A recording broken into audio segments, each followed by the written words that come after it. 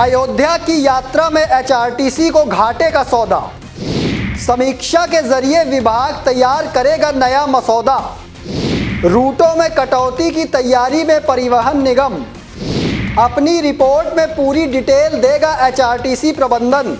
नमस्कार दोस्तों, मैं हूं आपके साथ बालकृष्ण और आप देख रहे हैं समाचार फर्स्ट टू द पॉइंट। कई रूटों में एचआरटीसी को घाटा झेलना पड़ रहा है और इन रूटों में सबसे मुख्य रूट अयोध्या को चलने वाली बसों का रूट बताया जा रहा है। इन रूट्स में मतलब कमाई ना होने से परिवहन निगम की वित्तीय हालत और खस्ता होती जा रही है। मीडिया रिपोर्ट्स के मुताबिक एचआरटीसी घाटे में चल रहे अपने और रूटों को लेकर समीक्षा कर रहा है। बताया जा रहा है कि निगम ने अपने डिपुओं की समीक्षा की है और देखा है कि कौन सा डिपो घाटे में चल रहा है। ये समीक्षा इसलिए करवाई गई है जिससे सरकार को घाटे के कारणों पर दी जाने वाली रिपोर्ट में इसका जिक्र किया जाए। मीडिया रिपोर्ट्स के मुताबिक एचआरटीसी 20 जुलाई तक अपनी रिपोर्ट सरकार को सौंपेगी, जिसमें घाटे के कई कारणों का जिक्र होगा।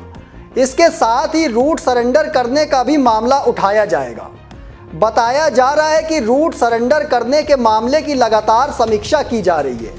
सूत्रों के मुताबिक एचआरटीसी प्रबंधन का साफ कहना है कि जो रूट घाटे में है उसे वो नहीं चलाएगा, क्योंकि इस तरह से घाटा बढ़ता ही जा रहा है। सबसे बड़ी और ख़ास बात तो ये है कि एचआरटीसी की तरफ से इस बार किया गया एक प्रयोग विफल साबित होता जा रहा है। एचआरटीसी विभाग ने अयोध्या के लिए जो बस चलाई थी उसमें विभाग को घाटा खाना पड़ रहा है।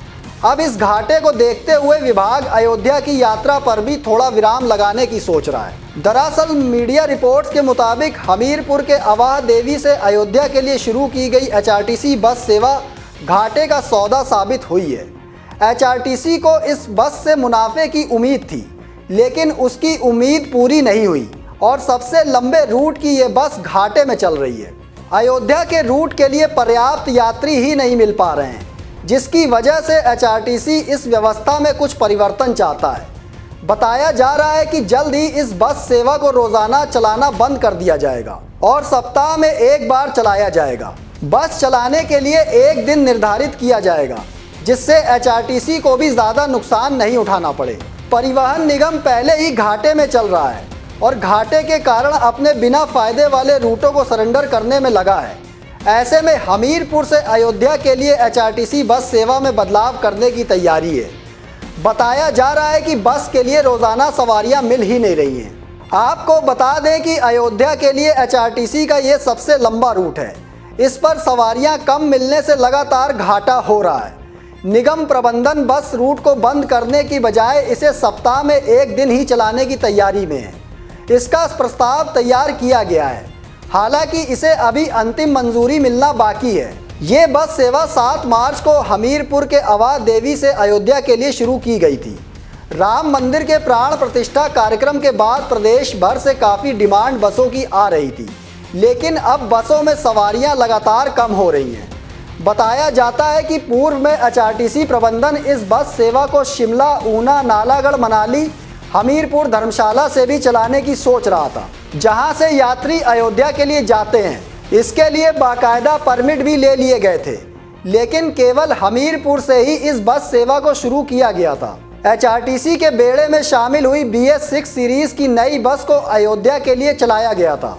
नई बसों के ब्रेकडाउन का खतरा नहीं होता है। खबर है कि परिवहन निगम की वित्तीय हालत बेहद ज़्यादा खराब हो चुकी है और ऐसी स्थिति में सही तरह से एचआरटीसी को चलाए जाना ठीक नहीं है। हाल ही में सरकार ने इस पर पूरी रिपोर्ट मांगी है, जिसमें घाटे के कारण बताए जाएंगे।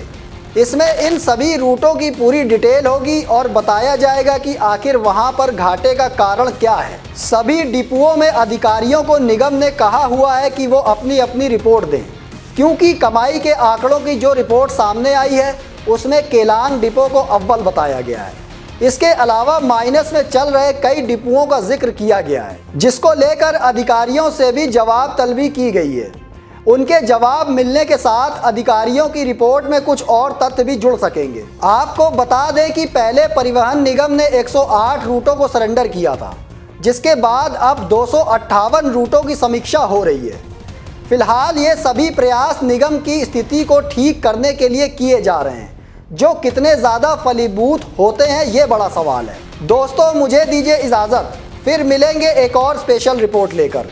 लेकिन कमेंट बॉक्स में आप अपनी राय देना ना भूलिएगा। तब तक के लिए धन्यवाद।